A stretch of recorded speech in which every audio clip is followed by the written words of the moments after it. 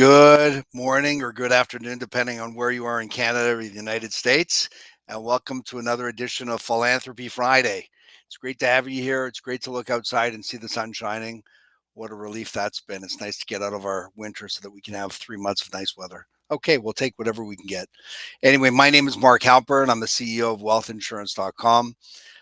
And I've been in professional practice for 31 years. We work primarily with business owners and entrepreneurs and affluent families in three different areas. One is in estate planning, making sure that people's financial architecture and their financial furniture actually lines up with today's reality. Second area that we're involved with is tax minimization strategies, utilizing tax exempt insurance. And the third area is philanthropy, helping clients to create legacies, often just by converting taxes into charity. And that's obviously why a lot of you are joining us today on this call.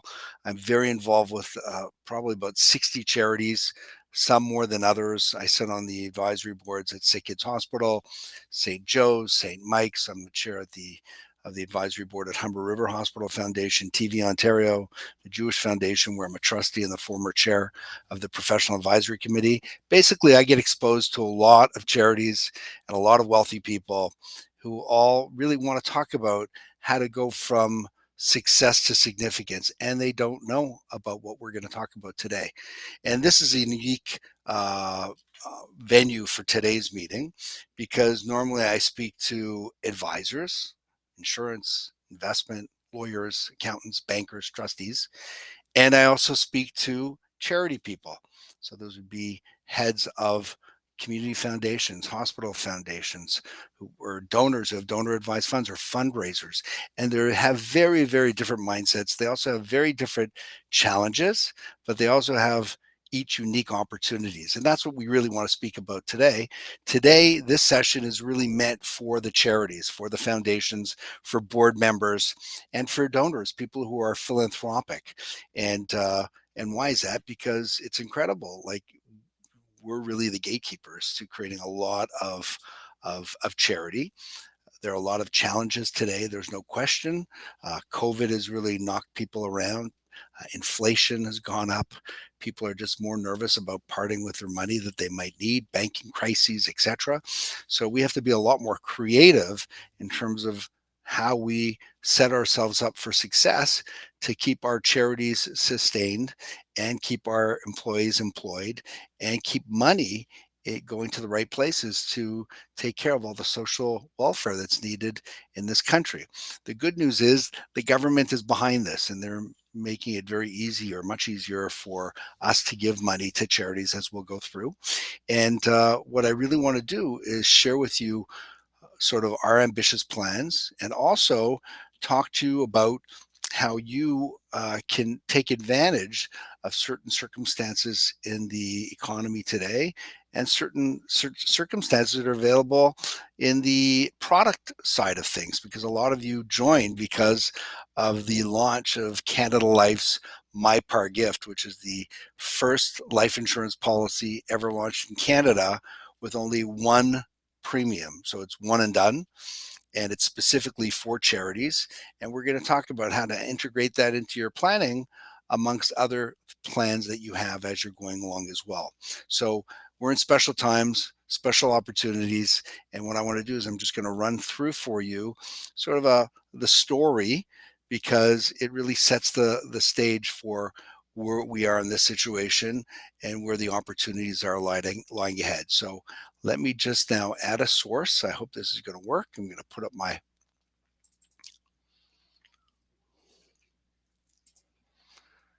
and I really hope that people can see this. I have no idea because I'm sitting here in my office. I don't have another computer to see comments, but I'm just hoping and praying that Cindy, my director of Planned Legacy Giving, and other people are here and they can see this. So let's run through it, and hopefully we'll have some time for questions. There is a comment section in this LinkedIn Live, so if you have any questions, please indicate those questions. If we don't answer them and have enough time for this session, we'll certainly follow up with you and get back to you with answers to those questions as we go. So the first thing is Hmm. Let's just go. Sorry.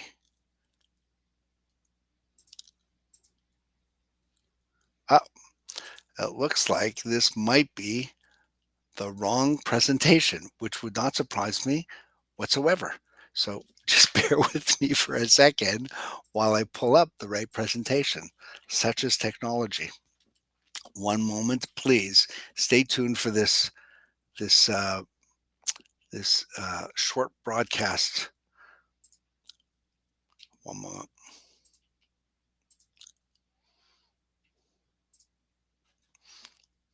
There it is. Thank you. Let's try this again. Beautiful. Hopefully it's going to work.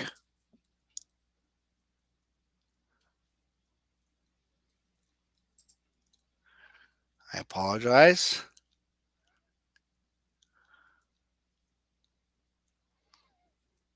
It is not doing what I want it to do. So your background, local, extra presentations. So your presentations. I think we're going to have to go with this. I don't really have a choice. I can't find the presentation. OMG. This is so embarrassing. Okay. Well, let's talk about it anyway. So first of all, just as far as our mission as a company is threefold. We have a mission that we would like to have all professionals and charities really be ambassadors to help these Canadians incorporate strategic philanthropy into their estate planning. So every estate plan should include a portion of philanthropic planning so that indeed what they can do is see how they can create legacies by converting taxes into charity. That's part one of our mission. Part two of our mission is as an organization, we're trying to create a community, a national community of 100 charities and professional allied advisors, where if we're all involved in creating $10 million of charity each year, then if you take 100 times 10 million, that's $1 billion. So we want to create $1 billion a year every year, and we'd like to get that up and running by December 31st, 2027. So that's number two.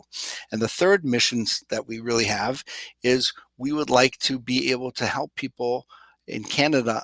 They know what insurance is, but they don't really understand what it does. So we're on a bit of a mission uh, to get people to understand that far more. And the reason that I'm involved with this is because we like to create money for charities. In Jewish, there is a Hebrew word called tzedakah. Tzedakah actually is often mistranslated as charity. What it means is justice or righteousness. It's actually an ethical and moral responsibility for us to be able to give back to society in any way that we possibly can. And there's two ways to give. You can either write a check yourself, or you can get other people to write checks. And if you get other people to write checks, you can create way more money, and there's much more reward in that as well. So that's kind of the setup of where we're at. And I'm just going to use this presentation and we're going to play with it. And hopefully I can sort of pivot along and make sure that it's going to fit in for our dialogue for today. So today's reality. This is something we all have to be aware of. Taxes are going up. It's not a question of if, it's a question of when. You can have an inheritance tax, a wealth tax, a tax on principal residences. You'll see income taxes going up. I mean, there was so much money being printed and inflation's so high that the government's going to have to find money. And now we know with this last budget, this whole thing about AMT is also perhaps going to have an impact on donors giving a lot of money for charity. So we're going to have to basically be aware of that. We can talk about that in another Philanthropy Friday. The second thing is that most Canadians have done no planning. So it's remarkable that you can have somebody who's so successful and you think they've got everything together, but they're so busy looking after everything and everyone else that they don't. And it's really important for them to pause and take that step back and work with a team of professionals to understand what opportunities that they have to preserve their money or optimize their estate or include charity. And that's a big area that we're trying to educate people on. There's a big charity risk. Look at a lot of you have charities and you have major donors. And if you're not speaking to your donors about legacy giving, it's a big risk to you. Why? Imagine if you had a business and 90% of your revenue came from one client or one business that you were working business to business with. You wouldn't be able to sleep at night worrying what would happen if that person went bye-bye. So the same thing exists on the charitable front. There really is a need for charities to be speaking to their donors about legacy and about next steps, and they really want to hear about it. We worked with a couple of charities in the States. I work in America as well, but in California, there was one charity where two of their largest donors died in an 18-month period, which was very tragic. So they waited by the phone for the lawyers to call to say how much money had been left in the wills for that charity, and the phone never rang. You can only imagine why, because they never asked for a legacy gift. So there's a big risk there. There's also a legacy risk. We have donors who care about your organization. What happens if they go bye-bye? Is that legacy that they've really been a partner with you available and able to continue in perpetuity without them being around? So that's also a big thing. And people are seeking meaning without a question. COVID has made people much more aware of their mortality and their lack of completions, including one being legacy. The challenge with a lot of the charities that we work with is that unless you're a very large one, the focus is always on current gifts. Let's get money to keep all the balls in the air. And maybe every 3 to 5 years there's some sort of capital campaign to either catch up or for a special project. But the last area of planned legacy giving gets no attention whatsoever or very little. And there really isn't necessarily somebody on the staff that's doing that full time. And there's also a concern that we have that if we go to our donor, ask for a legacy gift, they might dial down their current gift. So that would be like biting off your nose and spiting your face. But we found that if somebody has a legacy gift, they're bound to increase current gifts by up to 41%, which is a big number. And we're going to show you ways for them to do this with things like my par gift to make it much more easy for them. So those are some of the challenges that we have. We as an organization work with charities more or less as a legacy process consultant. So if a donor has a gift that they want to give, we can help them create it in the most cost and tax effective way. There's no obligation to work with us. We tell them bring your advisors, your insurance advisor, your accountant, whatever, your family members. But the idea here is let's think creatively. Now, I started 31 years ago, but my real start was in 1974. And that's when my father, of blessed memory, died of a massive heart attack at the age of 50. I was 11. I was the youngest of four boys at the time. And my mother, who was 48, had to go back to work to support our family. And why was that? My father was a busy engineer. He was looking after us and looking after a lot of people. But when he died, there was no will, there was very little savings, and there was no life insurance. So fast forward, I worked my career is working with people who are busy and successful, who are all offense. They're all doing offense, the fun stuff. That's the exciting stuff. But the defense, they're not doing. So it's really important that our donors and ourselves are looking after the defense, which is really very important. And how do we do that? I wish people just came to us and said, I want to give 10 million to charity. But it's really important that even the advisors are on the phone. You have to look at things from the big picture. Certainly will planning, we'll talk later about willpower, etc. Just getting, wills in order, powers of attorney, getting your succession planning, all of that. But we talk to people about charitable plan giving at the very end. And the segue we say is, charity begins at home. Obviously, you want to take care of your family first. But if there's a way for you to be able to be remembered for giving a lot of money to charity as opposed to writing a big check to the tax department, is that something you'd be interested in? And most people would say yes. And at that point, it's really a process. It's not an event. And you can see this. Okay, so here. So how do we control our donors' legacy? Well, for most of our major donors, they've done extremely well. They've built up a lot of assets, and at some point, they're either going to start accessing those assets, or are they going to do so well it's going to continue to grow? really, at the end of the day, it comes down to the fact that they're going to have more money when they die than what they have today. So, in fact, what they are is they're the custodian or trustee for the next generation. But what they don't realize is that they're partnering with the tax department on that money. So they need to go through a process to make sure they get a big check mark. They're never going to run out of money. Here's the tax if something were happen to, let's say, the husband and wife now, or assuming we buy a cottage or give away money to kids to help them with their houses, etc. Here's what we're going to have, after 120, and this is going to be the ultimate tax bill. Now we can see, hey, we have a bunch of what we call never spend money. And what they're not aware of is they're partnering with the tax department on that never spend money. So we want to try to use that money to try to preserve their estate for their family, or use for charity, or use for both. And and really what comes down to is they don't realize that there are a lot of taxes payable, not just on death, but on disposition. The government has their hand out and wants to participate in your success in all of these different assets. And on Ontario in particular, the tax regime is extremely repressive. If you have registered money or pensions and you don't have a spouse to roll that over to, or on the second to die of a husband and wife, 54% of that money is going to the government. So just think of it. We all have donors who are sitting there with, let's say, $2 million of registered money. The first thing they have to realize, it's only worth $940,000. I think that's the math, $940,000, and over a million's going to the government.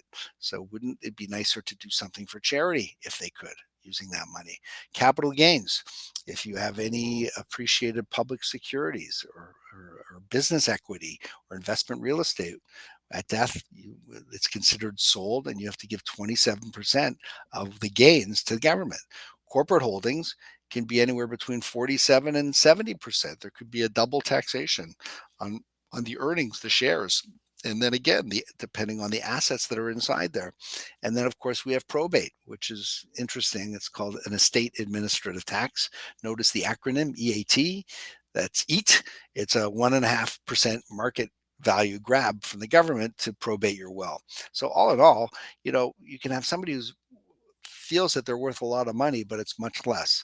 So I was dealing with a donor who actually heard my TED talk back in 2019, and she reached out, and she was worth $10 million. She was a widow, and she built it up herself, and she was very proud of all the accomplishments she had on the investing side. And then I showed her, I said, I'm sorry to tell you, you're not worth $10 million. You're only worth $6.5 million.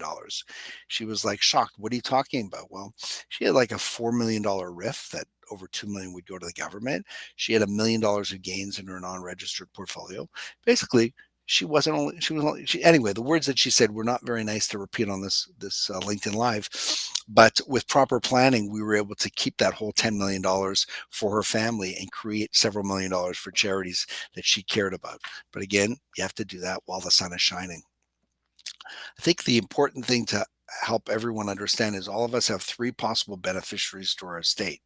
You have family, you've got the government, and you've got charity. And each of us can only pick two. Which two would you pick?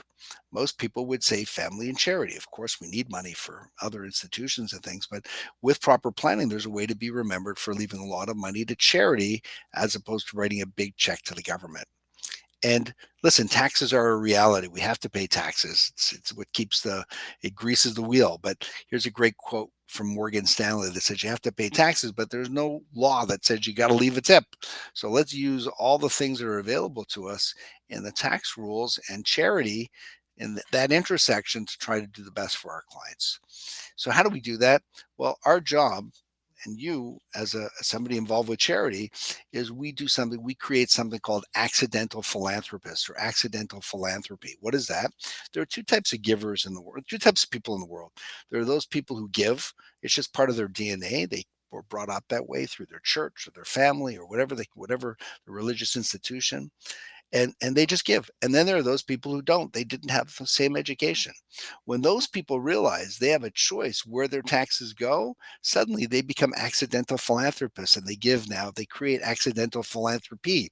And the people who are already giving can now give more for the same amount that they were planning on dishing out up until then, rather than give the same amount at less cost. So it's really important for them to understand what are some of those opportunities? So here's a question for you. Are any of your donors in your charity potential accidental philanthropists? So at the very top of the list, it's widows, divorcees, and singles. They're one incident away from a huge transfer of their money and a taxable disposition to the government. They have to know that they have a choice where those taxes go. Have any of your donors sold or will be selling a business or investment real estate or appreciated securities portfolio? That year that they sell that, they're going to have their biggest payday. Yay. It's also going to be the year that they have their biggest tax bill. Not so good. But it's the year they can be their most charitable to charity in order to mitigate that tax. And we'll go through some of that, what that might look like. But we come across this all the time where a charity will reach out to us or an advisor will reach out to us. My client just sold a farm, a client just sold a business, they just retired, they came in, they sold a huge investment portfolio. That's the time to tell them. Why? Because they don't know. And their advisors don't know, and their advisors aren't telling them. So find those. Anybody who's done or will be doing an estate freeze, that's part of estate planning. It's people realize you can donate public shares, but they don't realize that you can donate private company shares and use insurance and donations in order to redeem those shares and leave a lot of money for charity. Anybody that has a tax bill that's going to be due in April and they're sitting here with some appreciated stock or ETFs or segregated funds, any of that that's appreciated, well, there's embedded capital gains.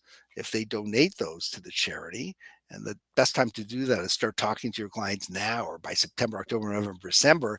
They donate those to charity. They pay no capital gains taxes. So that 27% gain doesn't get paid. The full amount goes to charity. They get a charitable receipt, which they can then use to offset taxes that are due in April.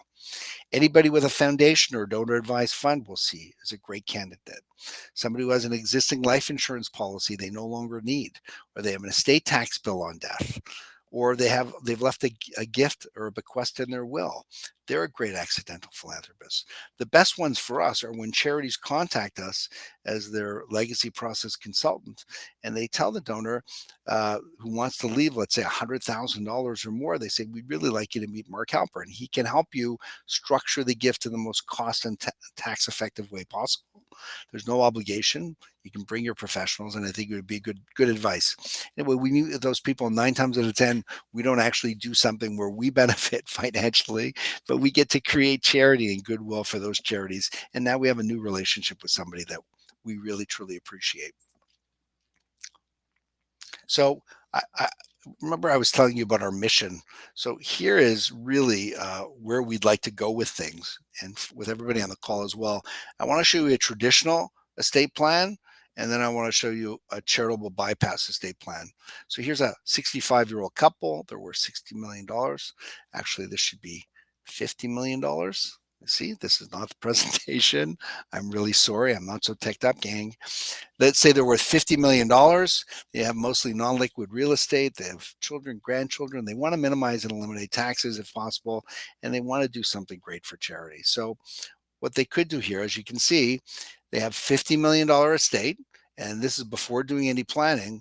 When they die, right, they basically have $50 million that it's actually becomes $40 million that goes to the family. $10 million goes to tax, and charity gets zero. Okay. So at the end of the day, their $50 million estate, the family only has 40, 10 goes to the tax department, and zero goes to charity. What we want to do is we want to change that around, where we can create for that $50 million estate, where we can create a $20 million life insurance replacement policy, let that go to charity, in which case now the family ends up with 50 million as opposed to 40 million. The government gets zero, and they've created $20 million for charity. And that could all be done for pennies on the dollar, or even on a cash flow neutral basis for the right situation. So it's definitely something that you have to look at. Here are some things that you need to know as we go along in this conversation.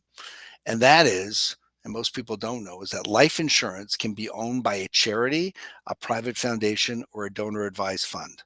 Most people don't know that. I mean, it's coming along. People are more aware of this, but I've worked with many charities that just, it's not a familiar topic at all. The other thing is, as owners of a policy, premiums can be paid by that charity, private foundation, or donor advised fund. So let's just park that information there because it's going to be pertinent when we talk about my per gift. Here's the important part from a tax point of view.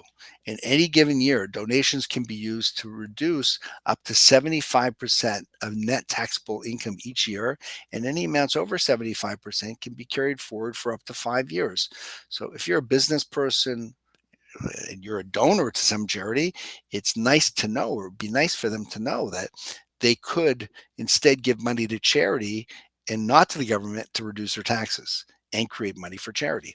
The part that most people don't realize is in the year of death, donations can be used to mitigate up to 100% of terminal estate taxes, and the donation can be used for the previous year as well, which is incredible. That means if somebody owes $1 million of estate taxes and they leave $2 million to charity, that means the $1 million of tax becomes $1 million of charity. And they're remembered for creating $2 million of charity as opposed to having $1 million go to the government. And again, talking about insurance, it could be done very efficiently, and it could be done through other strategies as well. But just keep that in mind. High level, simple math: for every $2 donated at death, $1 of tax will be mitigated. So I think it's really important for people to know about. So what we want to do is we want to talk today about some of that. That's kind of like the roadmap getting us in here. What I want to do is that, just high level, just realize that as a charity, still today, most donors and most money that's coming into charities is coming through cash, checks, and credit cards. Would you agree? One charity that we're involved with, where their major givers are called $10,000 givers, and 91% of those gifts are coming from cash. I'd have to think that of all those people who are giving $10,000, which is a sizable amount of money, I would think that they should be able to take, they must have some stock or some mutual funds or ETFs that would be way better for them to be donating appreciated securities. And charities are not talking enough about this, or really giving that education over to donors. So it's really, really important that you do that. And what we're going to do now is talk about some other strategies to help charities in this area of planned legacy giving, starting off with my par gift, because obviously that's what a lot of you came onto this call for, and something that you're interested in. But hopefully we'll get a chance to look at some of these other things along the way. I'm just going to have to load up now another presentation so that hopefully everyone can see this. I'm going to shut that off, and I'm going to put this up. I hope everybody can see that. What we're going to be speaking about right now is Canada Life's My Par Gift. They reached out to me probably almost 2 years ago to talk to me about the fact that they were going to be launching a policy that was a one-pay policy for charitable purposes. And they picked my brain. We went through very many iterations and looked at pricing and looked at who the prospects are, and the opportunity, and the living benefit part of it as well, which we'll talk about. And on March the 30th, it was launched. On April 30th, it was available to be sold. And this is something that, again, as far as I'm concerned, is not going to sell itself. It's not going to jump off the table. It's something that is a door opener, a conversation starter, that not only do charities have to be having with their donors, but professional advisors have to be having with their clients if they're interested in charity. And it's just one of many ideas, but I think it's great because it solves a lot of challenges that charities have and that donors have, which is they don't want some long drawn out engagement where they have to be paying for many, many years. This idea of something that's one and done is extremely attractive. So let's just look at this very quickly. As you can see, the mechanics of the policy, the donor pays a one-time insurance premium. Now, the minimum is $10,000. $10,000 is the minimum amount of a one-time premium. Then, based on their age and their smoking status, and whether it's a single policy on one person or it's a joint last to die policy, that will now determine the amount of insurance that's being purchased for that. But there's no maximum. Some people are looking at doing $13 million gifts. We did a $5 million gift. We have a couple of $1 million gifts. It really all depends. So they make that donation and then they get a charitable receipt for that one-time donation. Let's just use the example of 100,000. So they make a $100,000 donation to the charity. They apply for this insurance. They get a charitable receipt for $100,000, and now it only costs them $50,000. Now the charity owns the policy, and the death benefit and the benefit to the charity. If it costs the donor $50,000 on the 100, the charity, depending on the age of the donor, etc., actually sees a donation equivalent of anywhere between 8 to 20 times that net cost of 50,000. That's pretty substantial. Again, it's just one piece. The other part is that now the charity owns the life insurance policy. And most people realize that with life insurance, they always have thought that, oh, the only way you benefit from this life insurance policy for charity is when you die. But we built into this 2 living benefits where charities can actually create a cash flow while the donor is alive. And what is that? These participating whole life insurance policies, they produce a dividend every year.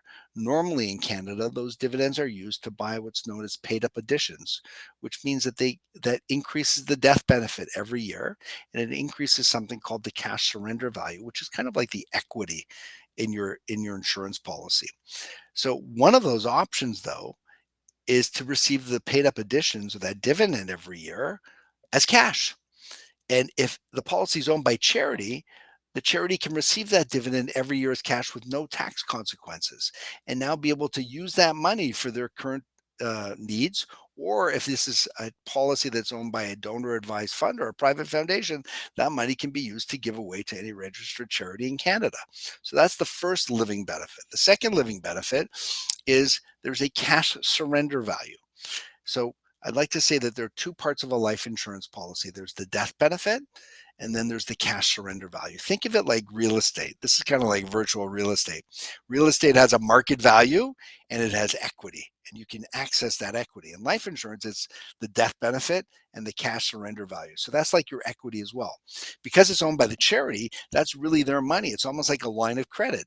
And if they want, they could go ahead and they could use that as collateral to borrow against the policy and now use money today for opportunities or things that come up their way that they need for that organization. And then the money that they borrow will come off the death benefit at the very end. So there's different ways to structure it, but it just makes it much more exciting to be able to create a gift, not just after 120, but actually while you're alive as well. And it used to be that charities only recognize people for cash that came through the door today. They don't want to recognize somebody for cash that's going to come in after they go bye-bye.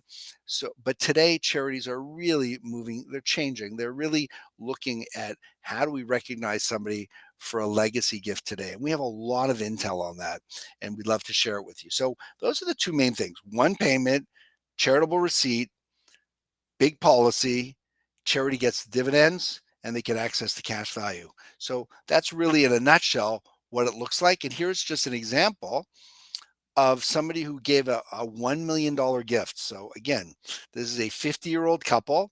They want to give a $1 million gift to charity as a single premium. So they give $1 million. That only cost them 500,000, right? Because you got a charitable receipt for the million. And just a little something to think about. It's even better. Instead of them giving $1 million of cash, why not give $1 million of appreciated securities? Or why not give $1 million of flow through shares if they're available, and because that will actually reduce the cost even more. So you're leveraging your donation even more. But in this particular case, that $1 million, they get a donation receipt, and the benefit, the death benefit, is $6.2 million at age 90. So 40 years later, that cost to them of 500,000 created a $6.22 million benefit at death, which if they had invested that $1 million and they wanted to have $6.2 million at life expectancy, their investment guy would have had to have gotten close to 10% every year, compounded, guarantee, without any market risk and without any interest rate risk. It's just not possible.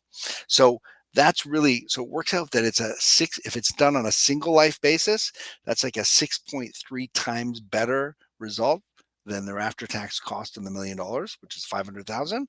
Or if it's a joint last to die basis, it's 7.3 times. Now, the charity initially sets up, in this case, it's an enhanced policy. There'd be an initial death benefit of $1.72 million, which means that if, God forbid, something happened to those two 50-year-olds, the charity would get $1.72 million right away. But if they live till age 90, it grows to 6.2. Neat part about this policy, though, with that one pay, is the cash surrender value and their donation has a break-even point at 8 years, which means that there's actually that money now sitting in the policy that actually could be used by the charity if they should so need it for opportunities or emergencies to help with their organization. So it's really very, very impactful as far as this goes.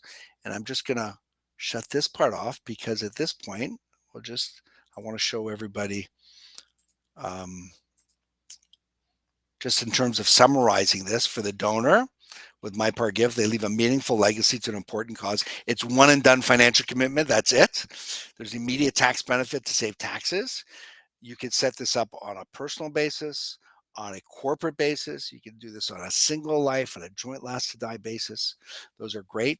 The charity gets a paid up policy at issue, eliminating any risks about ongoing premiums. Like the charity's always worried, what happens if the donor, his business gets into trouble? What if he no longer loves us anymore? He no longer wants to give to us? It's a big risk. The donation obviously has a multiplier. There's a big multiplier part of it as well. You get this death benefit. The policy is owned and controlled by the charity. And again, this is something just as a great conversation starter that people could be having. So that's one thing I'm going to show. I'm just going to show one more thing because I think people are very interested in dollars and cents.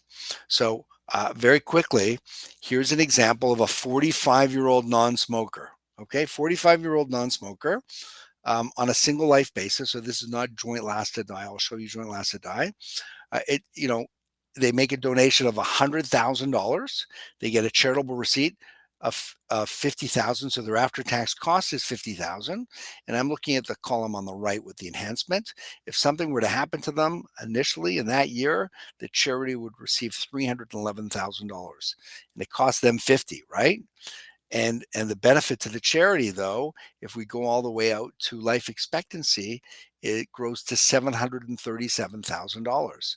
So the net cost to the donor is 50. Charity got 737. So the donation multiple is 14.8 times more. How great is that? Now, I just want to show you, as you get older, the numbers are less, the multipliers are less, but I wanted to show you now here on a joint last to die policy where you have a husband and wife who are 45 giving this $100,000 donation. You can see that the initial death benefit is higher. It's 321, but it grows to almost $900,000, which is an 18 times bagger, call it 18 times more than their net cost of $50,000 for that donation. So you can see here that it has an awful lot of upside. But again, it's about having a conversation. That's all we want, is to have a conversation. Now, getting back to some of this,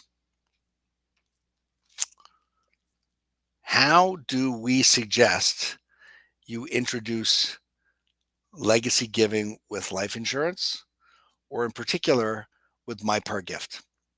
So here's a whole list of things. I'm going to just jump right into the blended gifts. And I'm sure everybody who's in the charitable space knows about blended gifts. But here's the ask. This is the way it works. You have a donor who's giving you $100,000 a year. We'll just use that as a number. And you go up to that donor and you say, Mr. Donor, thank you so much for partnering with us for all these years. You're really such an important pillar of our organization. But as an organization, we have to look into the future, and we have to be very wary of where things are going. And we have to try to build a legacy plan or endowment plan for our organization. At the same time, we're very interested in your own family's perpetuity of a legacy plan with us as well. So what we'd like you to do is we'd like you to consider this year doing a blended gift. What's a blended gift? We'd like you to take either the full 100,000 this year, or let's just say 50%. Let's say 50%. And we'd like to take that 50% or that 50,000, and we'd like to get you this one pay, MyPar gift.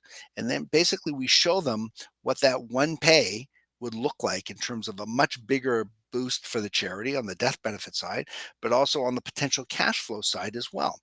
And the 9 times out of 10, the donors that we've dealt with, instead of them saying, let's dial down that 100,000 and use 50 for my par gift, they're going to go ahead and say, that's a great idea. It's very responsible.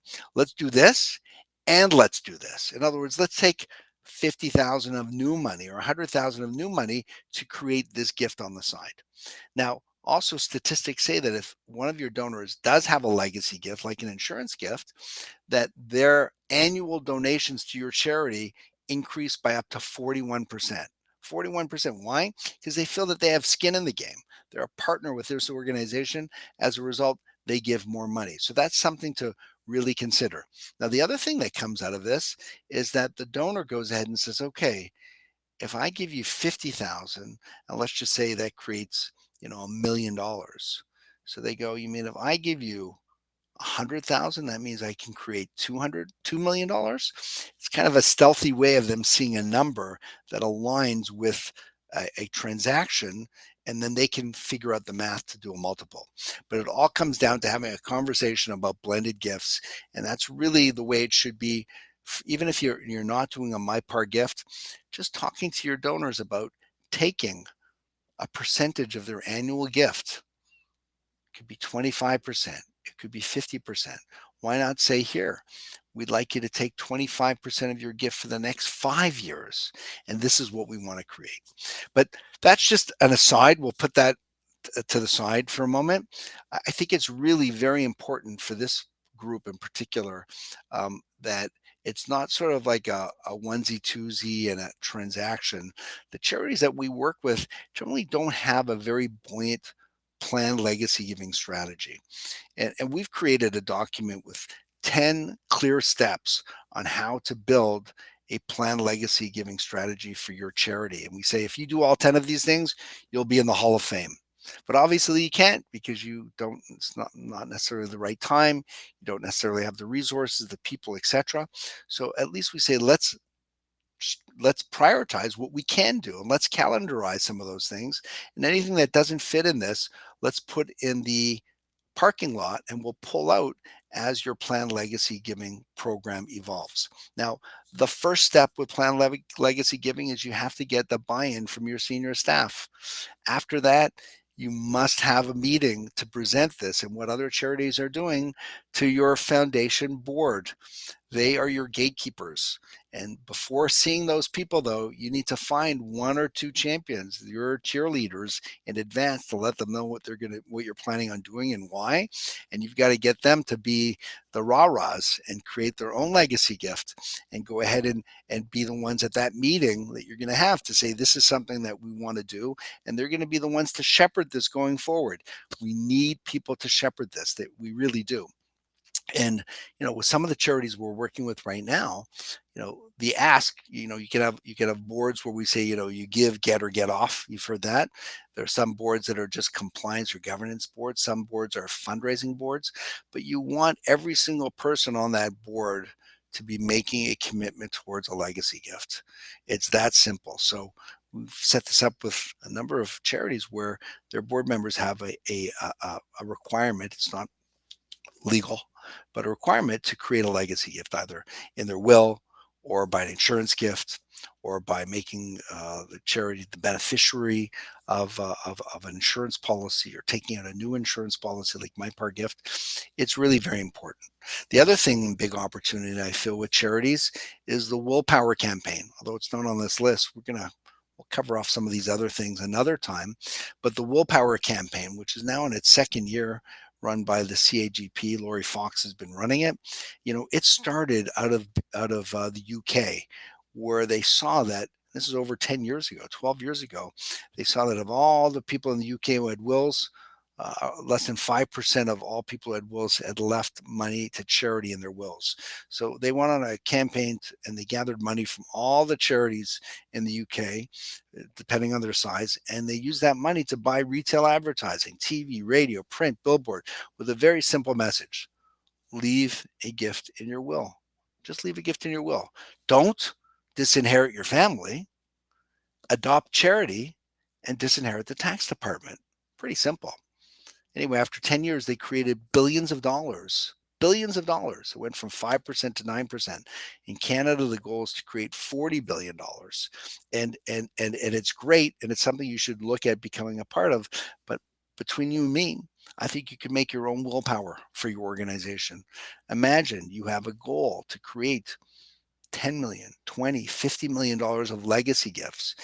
Or it could be, it's a certain amount that you're creating or a certain number of legacy gifts. That's also something that must be built into your planning.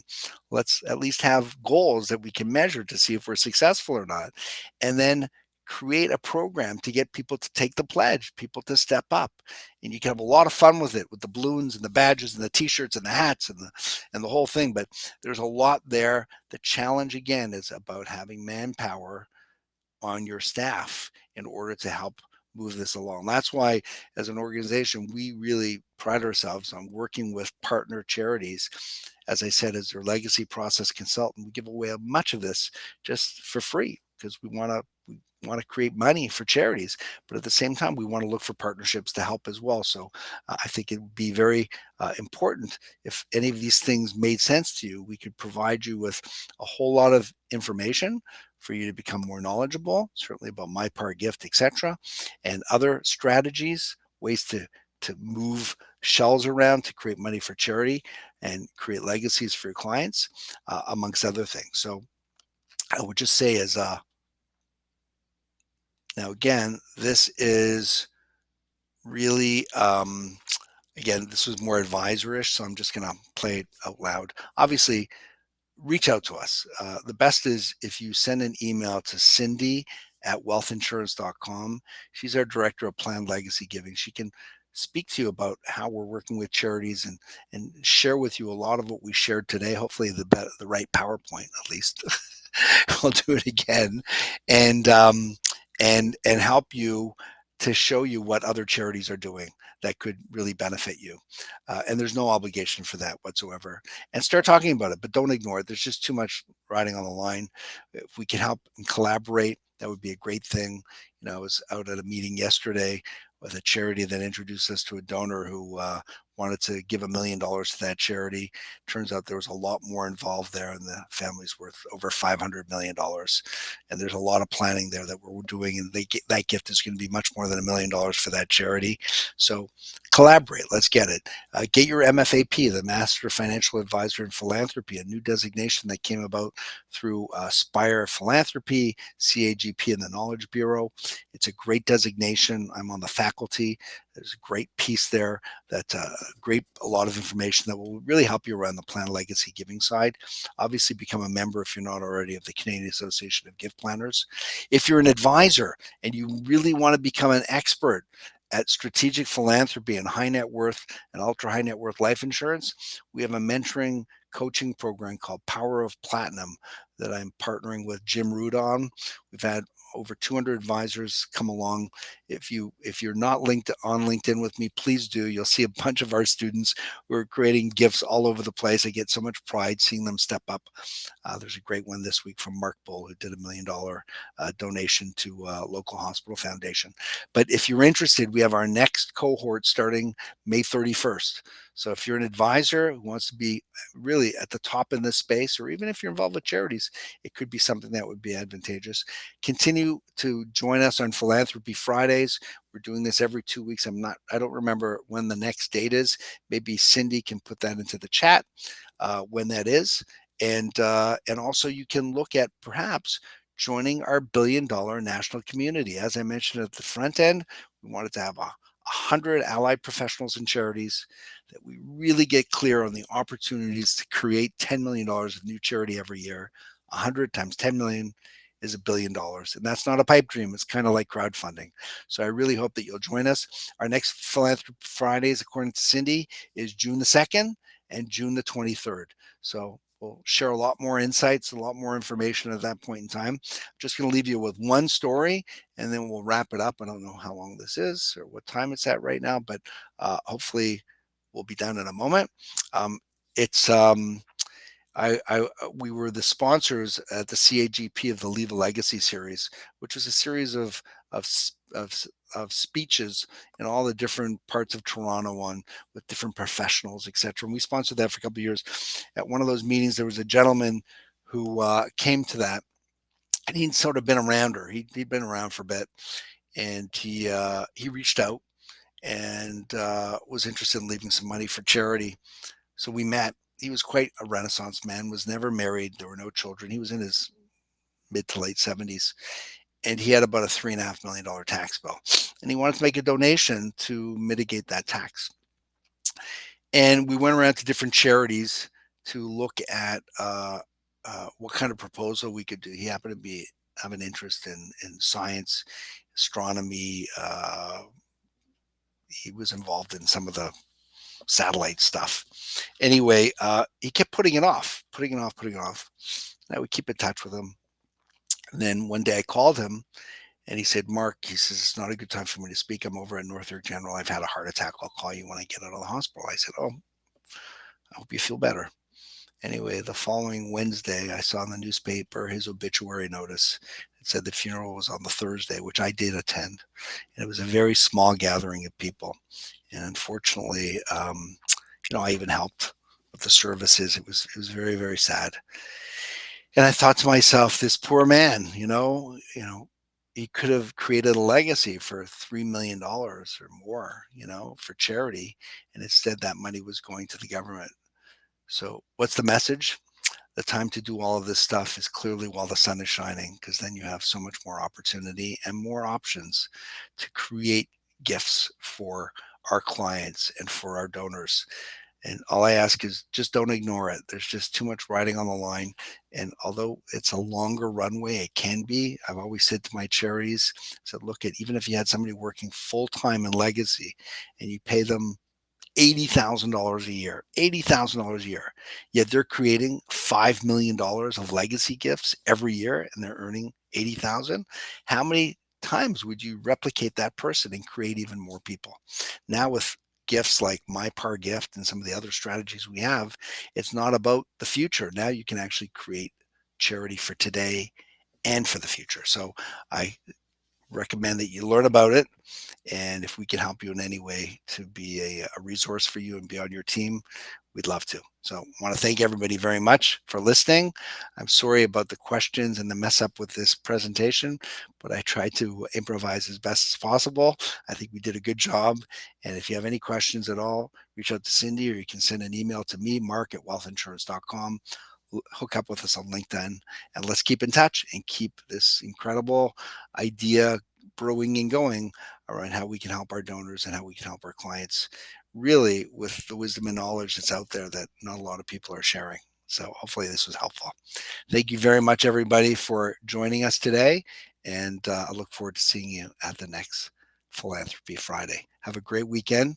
Stay safe, stay well, and enjoy the beautiful weather wherever you are. Bye for now.